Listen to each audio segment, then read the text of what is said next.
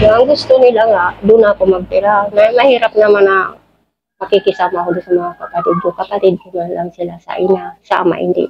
Alanganin, mabuti pa, may sarili akong bahay, ayaw ko magpili.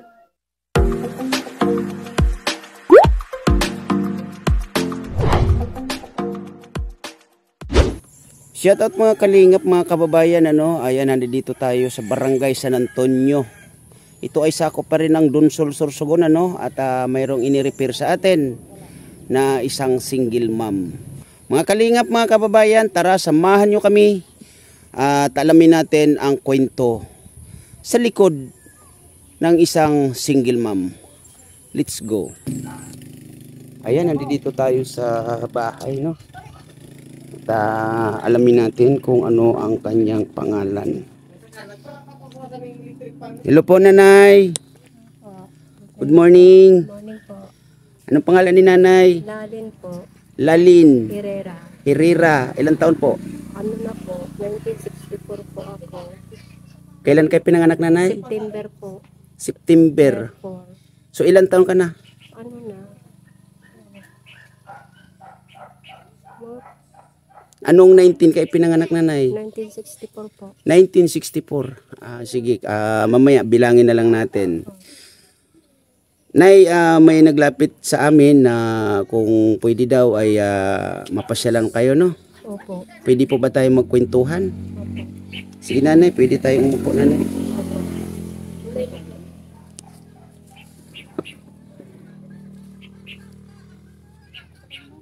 Kaninong bahay to, Nanay? Asa si Mister? Patay na po. Patay na. Opo. Ilan po yung naging anak ninyo, Nanay? Isa man lang po. Nasa Maynila, lalaki. Gusto nga tapos mag-aral. Sana wala na magkakatustos. Uwi yung ngayong pasukan. Ilan taon na po si Nanay? 18 anos pa. 18 years old. Anong grade na po sana siya? Kung grade 12 na, gusto nga makatapos ng college. Wala naman nakikatustos. Tapusin mo na lang yung grade 12. Okay. Ano yung trabaho niyo doon, Nanay, sa Manila? Wala man lang, katulong lang. Diyan ako dati, naglipat na, diyan ako sa may kapilyan ng iglesia lang. Umalis na ako sa maraming trabaho, di ko na kaya. May naramdaman na pati ako, may ulcer pati ako. Ang sahod ko lang, 4,000 lang. 4,000 pesos a month. Opo. So, wala naman po kayo nararamdaman, Nanay? Opo, nasakitan dyan. Nasakit ang tiyan mo. Sige, Nanay, upo muna ikaw. Ayan, kwentuhan tayo. Yun nga, nabanggit mo, Nanay, ang iyong anak ay nasa Maynila. 18 years old. Opo. Gustong magtapos sana ng pag-aaral. Opo. Kailan pa siya napunta ng Maynila? Di pa man lang natagalan. Ngayon pa lang. Tapos uuwi lang din ngayong Uwi pasukan. pasukan. Ano naman yung ginawa niya doon sa Maynila? Inatid yung pinsan niya sa Maynila. Hindi naman siya nagtrabaho doon. Hindi, wala pa. Bata pa, hindi pa man niya kaya magtrabaho. So dito sa lugar ninyo, ito ay Barangay San Antonio, tama? Oo, San Antonio, Kabaan to, Kabangan. Pero Okay. Wala ba siyang pwedeng maging yung bang sideline na trabaho? basis, nakilukada. Yung kupra. Opo. Maliban doon sa pagkukupra, Nanay, wala siyang ibang nagiging... Wala. Yun lang.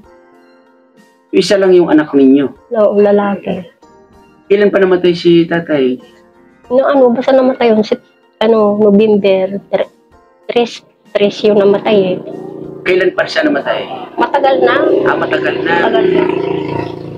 So, hindi na kayo nakapag-isip na mag-asawa muli. Ayaw ko na. Bakit?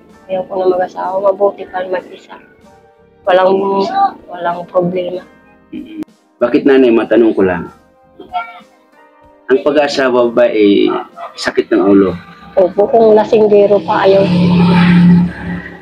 Tama na yan sa akin. Isa lang yan sa akin. Si Mr. mo dati, lasinggero ba? Hindi yun masyado. Walang Hindi. problema yun sa akin. Walang problema. So itong anak mo na to, nag-aral naman siya ng 1 to grade 11. No? Oo, grade 11. Grade 12 na. Grade 12 na. Paano mo naman siya natustusan, Nanay? Hindi, maski na lang, namasukan makilabahan. Misis, magsisahod lang, 100 lang, kinakaya ko na lang. Kasi ano na lang, kung ano na lang dyan, nakitabas ng mga ano ng Yung lupa. nagahawan, Opo. ng mga damo. Oo. So sa kasalukuyan, nanay, ano yung kinabubuhay nyo dito? Ayan, kung bisis, kung nakikilabahan ako, bisis, binibigyan ako nila ng bigas. Kung walang bigay sa akin ng pera, bigas na lang kinukuha ko. Yan ang kinukuha ko. Bisis, nagtatanim-tanim rin ako dito sa paligid ng bahay namin. Yung mga kamuting kahoy.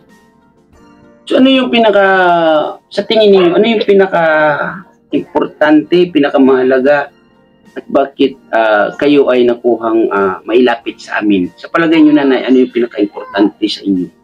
May nagsabi sa akin, ang asawa niya to, na mayroon sa akin daw lalapit. Sabi ko, di ko naman alam. Sabi ko, ano yun? Kayo raw ho, vlogger po. Yun ang sabi niya sa akin. Sa palagay ninyo, nanay, ano yung pwede namin itulong sa inyo? Maski ano po, kung ano ibigay niyo po. Meron nila kung alagang baboy lang. Hindi ko naman, pag basis, pinaano ko na lang ng mga daon-daon. Papakuluan ko para ipakain ko. Kumahal lang bahog ng baboy. Kulang Ilang pirasong baboy? isa. Isa. Nabili ko lang sa loob ng tiyan, 1,000. Nung nanganak na, kinuha ko na. Kaya hanggang kaya ko lang. Maliit pa siya. Ano na, 2 buwan na yung baboy. 2 buwan. Paanakin ko ngayon. Babae siya. Opo. Pag ayun, nanay, maganda yan, ganyan. Mag-ano ka ng baboy. Gusto ko mga baboy. Pero yun nga, ulitin ko, ano yung pinaka-importante dito sa inyo?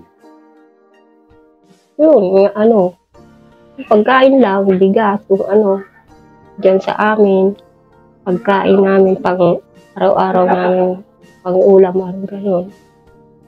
Yun lang.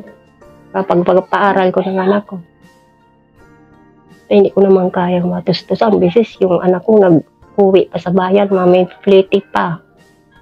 Wala naman akong pangarkila sa motor na pag buwan-buwan ay pagbibigay ko ng ng motor. Sa mga kamag-anak mo nito, nanay, marami ba sila? Ito, mga kapinsana ng mga, kapatid niya ng mga asawa. Sa'yo? Wala po. Wala naman ako. Wala kang kamag-anak? Nasa'yo talaga? Yung pension ko, mayroon dyan sa baryo, yung kapatid ng nanay ko. Lang, hindi naman ako lumalapit doon kasi. Ilan sila? 2 lang. Yung mga magulang ko, nasa Maynila, wala naman dito. Wala naman akong ama, patay na. Nanay ko, buhay pa lang, may sakit ng Alzheimer. So, ibig sabihin, hindi ka taga rito talaga sa... Pero, naglumaki ako sa lola ko. Pero ang mga magulang ko, taga dito lang to. Taga dito? Lang, nasawang taga Maynila. Naasawa ng Maynila. So, kayo, ilang magkakapatid? Isa man lang ako. Nag-iisa kang anak? Oo. Yan, nag-asawa nanay ko na nagbalo. Nakapanganak siya na 8. Doon sa ibang... Maynila. Sa Maynila na? Okay. So, alam ba ng nanay mo na ganito yung sitwasyon ninyo dito? Hindi naman niya maano kasi may Alzheimer na. Hindi na nga ako kilala. So, hindi mo ba naisip, nanay, na yung sitwasyon nyo dito na magmula nung nabalo ka, yung sitwasyon nyo dito na ganito? Ang gusto nila nga, doon ako magtira. Mahirap naman na makikisama ako doon sa mga kapatid ko. Kapatid ko na lang sila sa ina, sa ama, hindi. Alanganin, mabuti pa. May sarili akong bahay. Ayaw ko makikita. Hindi, kung willing ka naman nilang tulungan, kasi sa sitwasyon mo nga dito na ganito. Gusto ko dito. Gusto mo talaga dito. Ayaw ko. So, dito na ako tumanda. Sa mga kapatid mo sa ina, may nakakausap ka doon sa kanila? Mayroon rin. May kapatid ako sa ina na teacher. Hindi naman ako nag-iingay doon. Nakakaya naman. Naya man ako magparalapit. So, tiis na lang. Tiis mo yung ganitong sitwasyon ninyo. Oo. Kaya ko parang buhay ko. Magkayod. Malakas pa man ako. So, maliban dun sa pagtatabas ng mga damo-damo dyan, paglalabada, wala ka bang ibang napasukan na or alam na trabaho, nanay? Yun lang, namamasukan ako doon. Doon sa iglesia nga, umalis na nga ako kasi marami gawa ko. Nagbabawag ng baboy, papakain ng mga manok, nagwawalis, nagdidilig ng mga masitas na pinagpapabili. 4,000 lang ang sweldo ko. 4,000 ang sahod mo. Kulang. So ngayon, yun nga, magpapasok ka na naman. Oo nga. Ano yung mga pangangailangan ng anak mo at saan mo kukunin mga yan? Yun nga, nag-iisip nga naman ako, mamasukan naman ng trabaho kasi papasok na naman siya. Kasi, di ba, yung sitwasyon ninyo na ganito, magpapaaral ka ng anak. Sa bagay, nag-iisa lang naman yan. Pero Opo. mahirap pa rin. Mahirap pa rin. At yun nga, ang ano natin dito, yung matustusan yung iyong anak sa pag-aaral. Pero ang Oo. tanong, paano? Kung kayo po, mabigyan niyo ako ng ano ko na lang sa kanya pagpaaral. Gusto sabi niya sa akin, gusto daw niya makatapos ng college. Yun yung sabi niya sa akin. Sabi ko, kung kaya ko. Habang buhay pa ako. Kaya nga ako kumuha ng baboy kasi, anakin ko yan, baka maganda pati yan na baboy ko. Malakas kumain. Makakatulong na yan sa atin kung mga anak yan, siyempre. Tulong na yan sa atin. Kasi ang ano dito na ako bilang maliit na charity vlogger ng Team Kalingap. Opo. Tulad nito, umpisa ng ating pagkukwentuhan, ako walang dala o ano man na pwedeng ibigay po sa inyo, no? Opo. Ang ano ko dito is, yun nga, makakuhanan kayo ng kwento, Opo. sitwasyon ninyo, Opo. kung papaano at ano. Sa ganito, nanay, kasakali, ano yung pwede mong asahan sa akin? Lang, sabi ko ako, matulungan lang ako anak ko mag-aral. Sa pagbuhay namin dito. Yun talaga yung pinakaano mo. Opo. Matulungan ka doon sa pagpapaaral sa anak mo. Opo. Maliban doon yun nga, ulitin yung bigas. Opo. Araw-araw namin gasto. Araw-araw. Pero kung gugustuhin mo naman, nanay, kaya mo pa. Diba? Kaya mo pang magtrabaho. Kaya pa lang. Ikapang ng ano itong anak mo sa pagsusumikap mo kasi medyo may kalakasan ka pa naman. Opo. Siguro, yun ang pinaka-the best, nanay. Tiyaga, kailangan mong magplano ng medyo para sa inyong mag-ina. Opo. Lalong-lalo na may pangarap itong iyong anak. Oo. Siguro, sa susunod na pagkwentuhan natin, gusto ko rin makuna ng kwento itong anak mo. Opo. Kasi maintindihan natin, manawa natin kung ano yung mga balak din niya, mga plano rin niya, ano yung pangarap niya, para at least dun malaman natin, no? At Opo. may panood natin sa ating mga manunood, no? Opo. At sabi ko nga, lagi kong pinapaalala, huwag tayong umasa, huwag tayong maghintay. Kung ano yung darating, kung may darating, yun po yung ating tanggapin, ano? Opo. Ako naman po ay willing naman ako na ihatid kahit na ganito kalayo itong barangay na to, Opo. ay talagang sinadya namin na mapuntahan. Kasi yun nga, kami ay nasa Team Kalingap, Opo. na ang ano talaga namin, lalong-lalo na ni Kuya Bal Santos Matubang, ay maghanap ng mga pamilyang ganito. Sana, nanay, sa next na pagkukwentuhan natin, marami kayong maikwento sa akin about sa inyong mga pang-araw-araw na ginagawa. Opo. At lalong-lalo na yung iyong anak, makausap ko din, ano? Opo. Yun nga, ulitin ko, plano. Kailangan mong magplano, nanay, no? Kung hindi man naging successful yung mga unang plano mo, unang mga ginawa mo, unang mga pinasukan mo, siguro sa pagsusumikap mong muli, tuloy-tuloy lang. Makakatagpo ka rin ng siguro amo, boss na talagang makikita yung sitwasyon ninyo. Opo. na karapat dapat po kayong tulungan. Ano? Opo. Lagi po kayong mag-iingat dito, nanay, araw-araw, sa gabi. Kasi kayo lang mag-isa sa ngayon. Pero yun nga, sabi ninyo, darating naman na yung iyong anak, no? Katapusan pa raw yun eh. Katapusan nitong June. Opo. Ay, malapit na. Pasok ka na. Papa-enroll pa yun sa bayan. Sa bayan pa mag-aaral. Oo, doon yung nag-aaral. So magkano yung pamasahe magmula dito hanggang bayan? 30. 30. Estudyante yun. Opo. So back and forth is 60. Oo. Naku, oo nga. Kaya ako sa kulang. Nagsasildo ako dyan sa amo ko. Suro 1,000 pag suro Sabado. Tuwing Sabado. Oo, kulang. Kulang. Bibilap pa akong bigas. Bibili pa ng pagkain ng baboy. Babudgetin ko na yung 500 pang ano na niya sa pag-aral. Pag-aral, kailangan niya. Baon niya lagi, tandaan. Pamasahe yung baon pa niyang pagkain. Bibili pa ng mga ulam. So, ganun lang, nanay. Opo. Magdepende po tayo sa mga kapanood sa inyong kwento. At ako naman ay willing naman akong balikan po kayo. No? Opo. Taga saan po kayo? Ako po ay nasa Dangkalan, nakaistas. Opo. Sige, nanay. Opo. Maraming salamat sa pagbahagi ng kwento. Salamat po.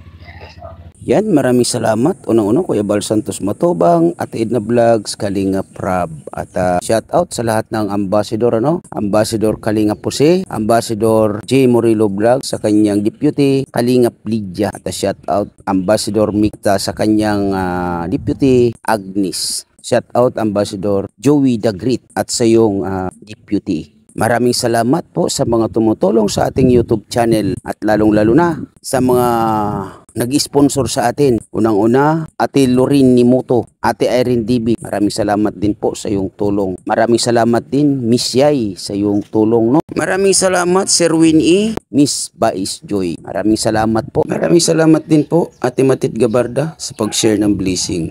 At Ma'am Ana Kuruda. Maraming salamat po sa iyong tulong sa Team Kuruda at sa iyong anak na si Daday Mix TV. Ayan, at shoutout din sa iyo Master Worm. Ayan, salamat po. At shoutout din Starax. Ayan, salamat po sa iyo. At sa mga nagsishare ng blessing sa ating YouTube channel, maraming salamat po. Ate Lorin Nimuto, Ate Saliler, Ma'am Jean Estordiban, Ate Duldumundon, Ate Marie, Istanbul, Turkey. Ma'am Lesit Liblang, Sweet Charm, Ma'am Janet Sexy Galban Salazar. Shout out sa iyong team Tigangers. Yan, maraming salamat po sa inyong suporta. At shout out sa lahat ng KTB Angels, KTB Angels 100. Maraming salamat po sa inyong panonood sa aking mga upload videos. At shout out Kindred TV, shout out Maria Cusinera. At maraming salamat din sa Kalahi Community. Shout out Maestro 21 TV. At sa lahat ng mga dating nag-sponsor po sa atin, maraming salamat po sa inyo. Hindi ko po kayo makakalimutan. Hindi ko na po kayo maisa-isa, At sa mga OFW natin, mga kababayan, lagi po kayo mag-iingat, kung saan man po kayo naroroong mga bansa, Maraming salamat sa lahat, sa mga dumadaan sa aking premiere, sa mga nag-stay sa aking premiere. Maraming salamat po sa inyong lahat. Ingat po tayo palagi and God bless po sa atin lahat. Bye-bye! Ingat po tayo palagi.